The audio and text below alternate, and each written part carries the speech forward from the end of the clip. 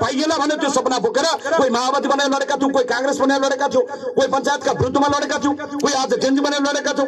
बाजे कांग्रेसमा लागेर लड्यो, बाउ बदलको पक्षमा लडे, दाइहरू माओवादीका पक्षमा लडे, आज भाइहरू जेन्जीहरू आज सडकमा यहाँको सुशासनको पक्षमा लडिरहनु परेको छ। अब हामीले साथ दिने कि नदिने, अब हामी कतापट्टि उभिने, अब हामीले कुन साइडमा उभिने, अब एउटा छलफल गर्नुपर्ने बेला भएको छ। यो सामान्य भोट माग्ने कुरा मात्र होइन, यो सामान्य हामीलाई मत दिनुहोस्, यसलाई जिताउनुहोस्, यसलाई हराउनुहोस् भन्ने कुरा मात्र होइन। हामी कसैका विरुद्धमा लड्न आएका होइनौँ, हामीले कसैका विरोध गरेका होइनौँ, हामीले नराम्रो भनेका होइन, हामीले एकादेशको कहानी सुनाएको होइन। अस्ति बानेश्वरमा किन गोली हानियो, अस्ति किन मान्छे मारियो, एकजना होइन, दुईजना होइन, अक्कल झुक्कलमा होइन।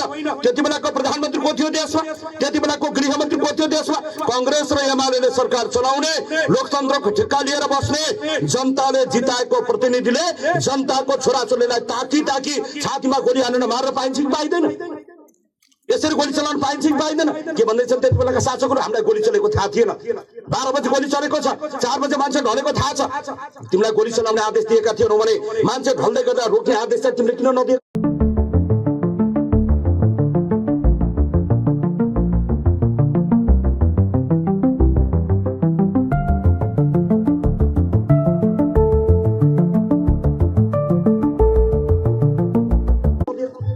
गोली नहान भने किन नसकेको? भोलिपल्ट त्यो साँझ त्यो घटना घट्दै गर्दा त्यति बेलाका सरकारका प्रवक्ताले के भनेका थिए हामीले बुझेका छैनौँ।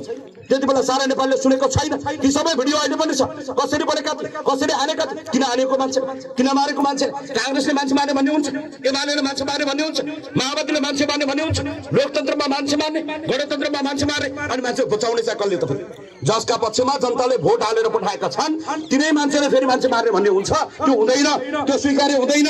हामीले कांग्रेसको विरोध गरेको होइन, हामीले एमालेको विरोध गरेको होइन, हामीले माओवादीलाई नराम्रो भनेको होइन। तर तिम्रो नियत सुध्रिनु पर्छ, तिमी मान्छे बन्नुपर्छ, तिमीले भन्नुपर्छ, तिमीले गरेको प्रतिबद्धता पुरा हुनुपर्छ कि पर्दैन?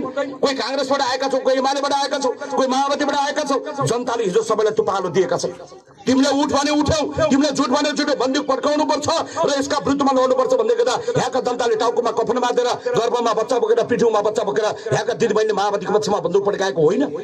यहाँका जनताले माओवादीका पक्षमा लड्न तयार भएको होइन, जिन्दगी दाउमा हालेर लडेको होइन। तर के पाए यहाँको जनताले? कांग्रेसमा लागेर लडेका जनताले के पाए?